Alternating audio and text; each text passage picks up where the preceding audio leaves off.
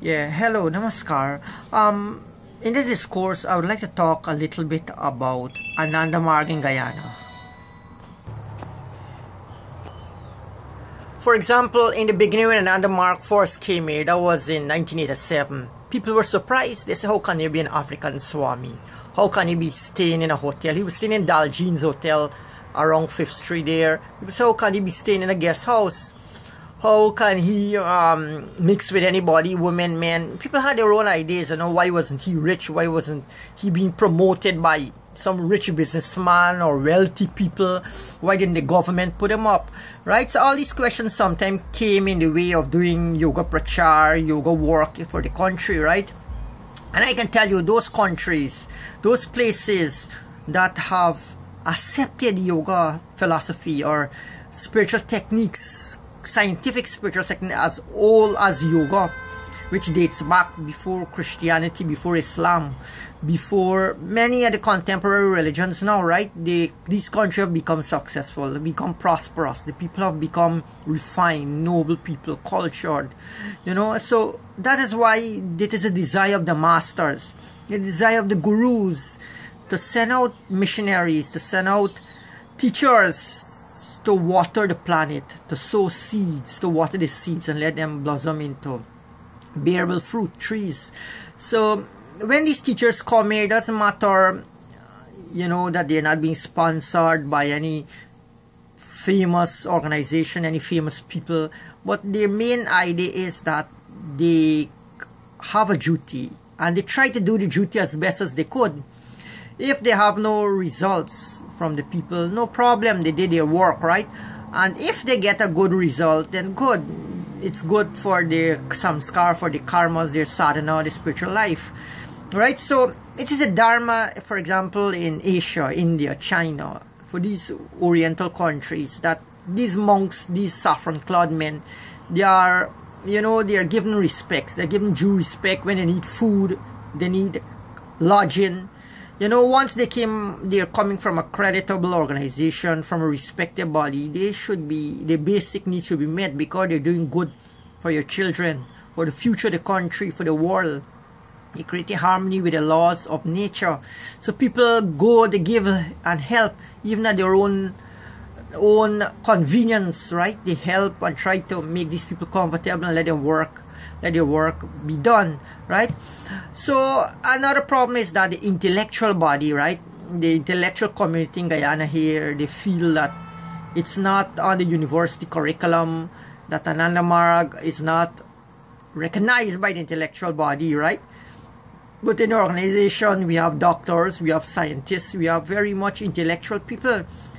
But maybe it's not accepted in university, but they do teach at universities abroad in foreign countries, right? So students should not feel, oh, they're going to get a degree, they're going to become doctors, they're above the acharyas or the devotees. No, it's not like that. Many of the devotees, many of the members, they were intellectual people too. They were in a university, they were professors, they are doctors, they are government people, right? But they don't show themselves out. It's not in the calling or the nature of devotees or spiritual people, to show themselves off like this, They just have to live a simple life.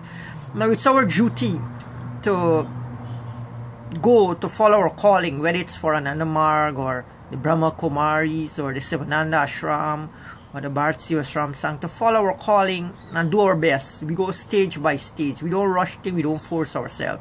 Some people are saying, oh, I'm too immoral, I've fallen too low, I cannot become a religious person, I cannot become spiritual, I cannot do meditation, I cannot do yoga. No, it's not like that. You start with a little you can do, the 1 degree or the 2 degree, and gradually the teacher will introduce you to higher practice, take you to higher stage by stage, right? Even masters have masters. So we shouldn't feel inferior, right? So Ananda marga is here to work. We don't want to jeopardize any religion. We don't want to jeopardize Hinduism. We do not want to destroy Islam. We don't want to destroy Christianity. We just want to make space for those people who are not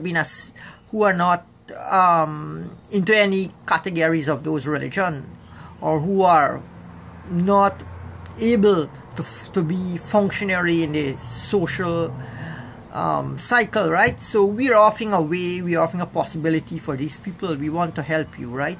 But helping again means that you also have to do your part, right? Not to be dependent fully upon the teachers, upon the organization, upon the resources of the organization. You also will have to commit yourself to exerting effort or regularity, or making effort, even if you're not regular 3 times a week, 4 times a week. That can grow into regularity as time goes by, right? If you cannot meditate twice daily, no problem, one daily. But the thing is, tantra is that little bit by little bit, right? Negative gradually overcomes the degrees in which it is at, the state of its being, right? It moves from extreme negativity to lower negativity and then into positivity. This is the way that it does.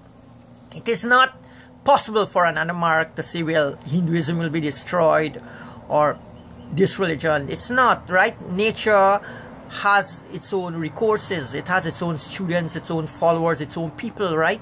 It cannot be said that it will be destroyed. So people don't have to become alert, aware, or cautious, right? Take up arms, take up sticks, lathis, and learn martial art to fight the monks and to burn down, like what people are trying to do, you know.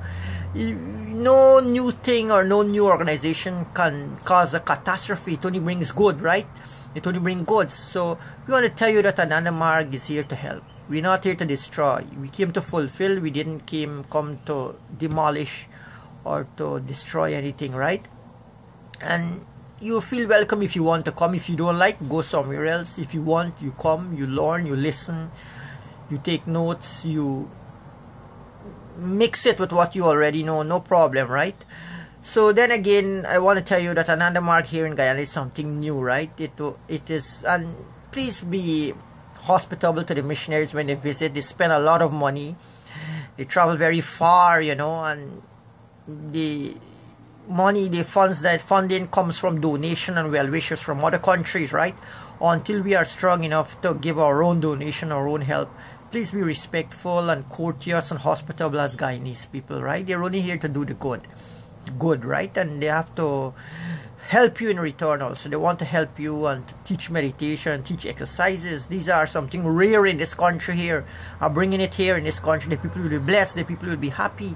It will make the country fertile, rich culture, you know, and also for all those intellectuals, those upper class people, the wealthy people, you know, try to accommodate your lesser brothers, you know. We are not an unfriendly force. We're not hostile people, right? We just want to do good. So, best of wishes for the Guyana chapter of Ananda Marg. We hope that everything good and positive will come out of this encounter between Guyanese and the Ananda Marg monks and devotees. Thank you. Namaskar.